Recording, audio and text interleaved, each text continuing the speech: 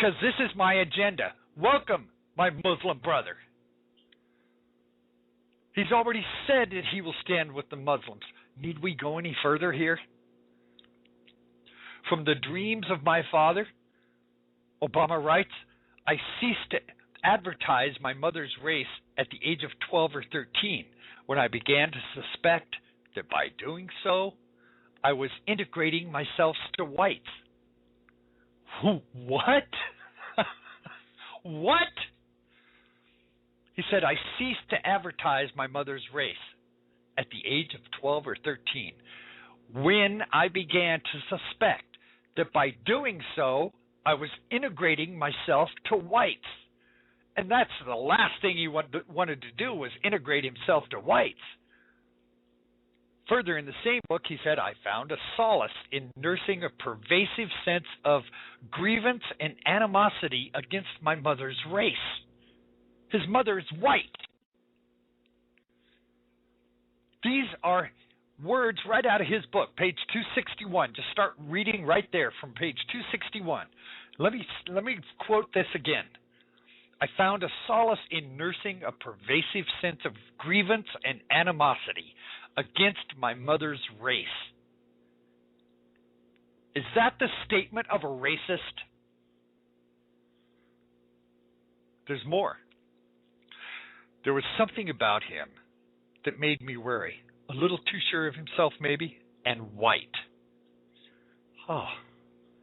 Well, as Jeremiah writes, 20-year tutoring of anti-white, pro-blackism wedded to Obama perspective regarding blacks and whites? Well, no doubt about that. He writes in Dreams of My Father, and I quote, it remained necessary to prove which side you're on. It remains necessary to prove which side you're on, to show your loyalty to the black masses and to strike out and name names. To strike out and name names. This is particularly telling and frightening. He said, I never emulate white men and brown men whose fates don't speak to my own.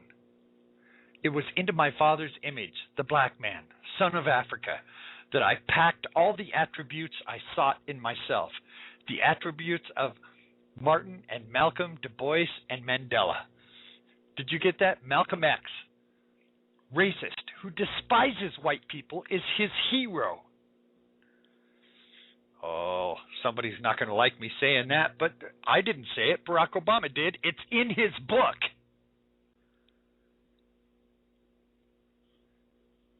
When it comes to his father, here's what he said. He comes from a father who was a Muslim. And civil rights author Juan Williams of National Public Radio, he said, I think that given you're at war with Muslim extremists, that presents a problem. Obama's stepfather was also a practicing Muslim. Obama grew up in Indonesia. He went to school in Indonesia. Now, it's important to understand here that in his early years, before he ever came to Hawaii, when he was in Indonesia, his parents were Muslim, both his real father and his stepfather. So you know for a fact that in the morning and in the evening at the call at the azan, the call to prayer, that Obama was on that prayer mat and he was praying to Allah.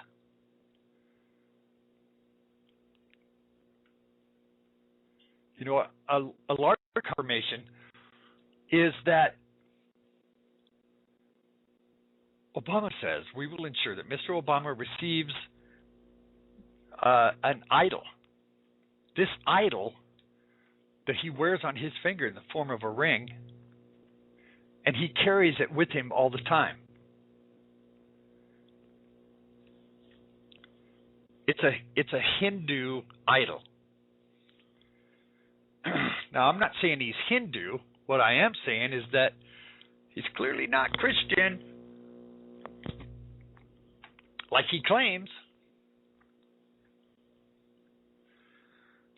So recently, there's been an appointment to the head of his legal department. Not the Attorney General, but the head of his legal department. And the person that he's appointing to his legal department is Harold Coe. Now, Harold Coe, being the head of his legal department, not surprisingly, has some very stark things to say. Let's listen to an interview about Mr. Coe, head of Obama's legal department, appointee. The House is defending its nominee to be State Department legal advisor. Now, some of the criticism of this nominee, Harold Coe, is based on remarks that he reportedly made saying that Islamic Sharia law should apply in U.S. courts, even though those laws are used in some countries to justify stripping women of basic rights. And even worse, frankly. Noni Darwish is with the group Arabs for Israel. She is also the author of the book Cruel and Usual Punishment. Noni, thanks for joining us this morning.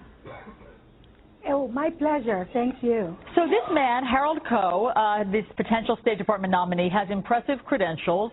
He's a dean at Yale University, but he also has a history of supporting Sharia law even here in the U.S. What are some of the things that he has said in the past that have raised eyebrows?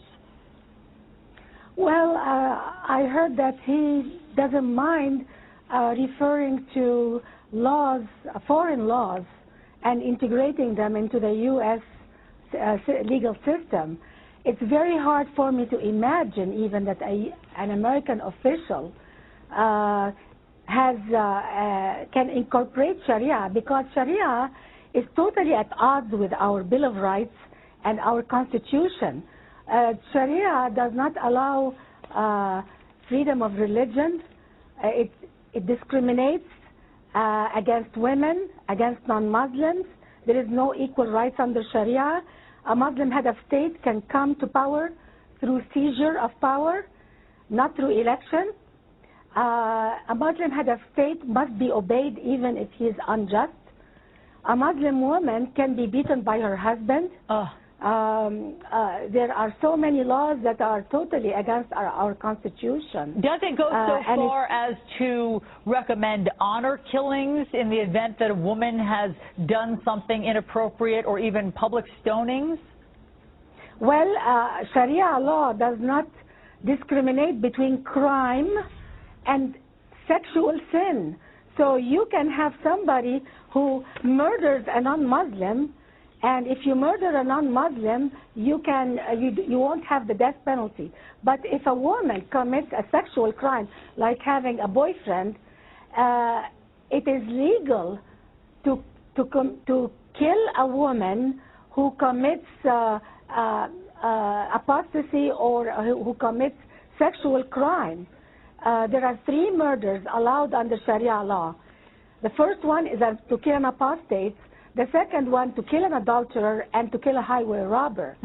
A Muslim can kill a non-Muslim, and he will never get the death penalty. Now, sorry to interrupt you, Noni. I just want to tell people that the picture that we were seeing there is of that nominee. That's Harold Coe. He reportedly, back in 2007, told the Yale Club in Greenwich, Connecticut, that, quote, in an appropriate case, he didn't see any reason why Sharia law would not be applied to govern a case in the United States. What might that appropriate case be? I cannot think of one case that can bring us any benefit from Sharia. While there are many people who are in the Middle East fighting Sharia, and we are not doing a service to the reformists in the Middle East by acknowledging that Sharia is the kind of law that we can respect here in America. Sharia is totally barbaric. It is anti-woman, it's anti-non-Muslims, and I cannot even think of one thing except the brutal punishments of criminals. Okay, now very quickly, since the Obama administration surely knows Harold Coe's position on this, why would they be tagging him as the State Department nominee? Perhaps he is trying to appease Muslim countries, but this is the wrong kind of policy, because we are standing against progress in the Muslim world. The Muslim world has a lot of reformers that are trying to progress because the laws of Sharia support jihad, supports jihad against non-Muslims. It is the duty of a Muslim head of state to do jihad, and by jihad, the definition of jihad according to mainstream Sharia books is to war with non-Muslims to establish the religion. Do we want to conform that jihad is okay against us in America? Excellent question. This is Sharia. Noni Darwish, thank you so much for joining us this morning and giving us all of this background. Thank you very much. My pleasure. Okay, 20 minutes. Well, that's interesting, isn't it? I guess I better pay attention here. I want to make sure that we understand Sharia law and we understand what a caliphate is. We've been through all of those things. So let's take a look at what it is to compare the Antichrist and the Mahdi. You know, the two of these two together is incredible. Now, for some of you who may not know, I want to go through briefly some of the names that are used to describe this Antichrist. He's only referred to once by specific name in 1 John chapter 2, verse 18.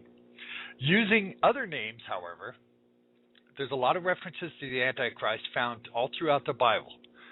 Some of these are referred to as the Antichrist as the beast in Revelation, the abomination that causes desolation in Matthew 24, the desolator in Daniel, the man of sin, the man of lawlessness, the son of destruction, the little horn in Daniel, the Assyrian in Michael, the oppressor, the king of the Babylonians.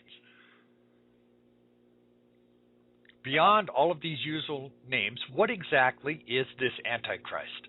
Well, from the Bible, we learn that in the last days, this Antichrist is going to emerge as a man who will lead a very powerful world empire, the likes of which history has yet to produce. This powerful leader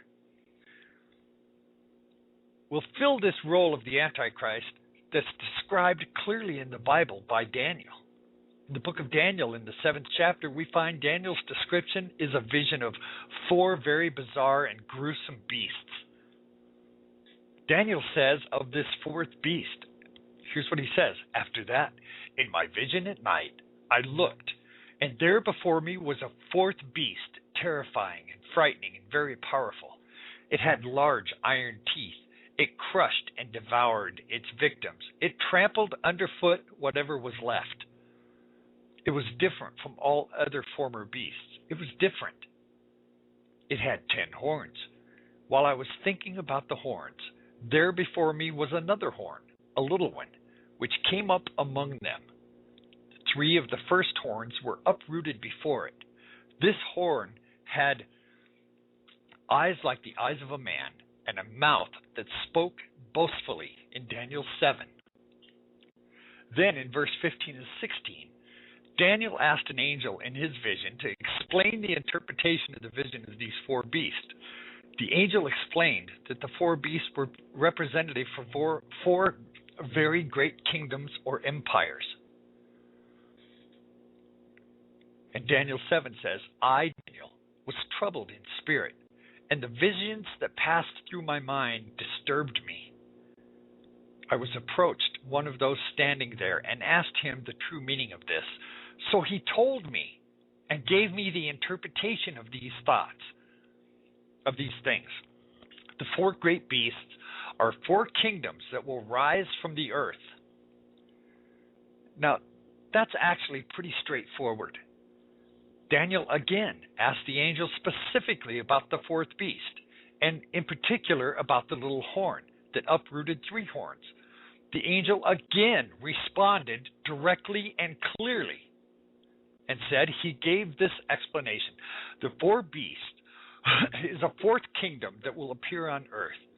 It will be different from all other kingdoms. It will devour the whole earth, trampling it down and crushing it. The 10 horns are 10 kings who come from this kingdom. After them, another king will arise, different from the earlier ones. He will subdue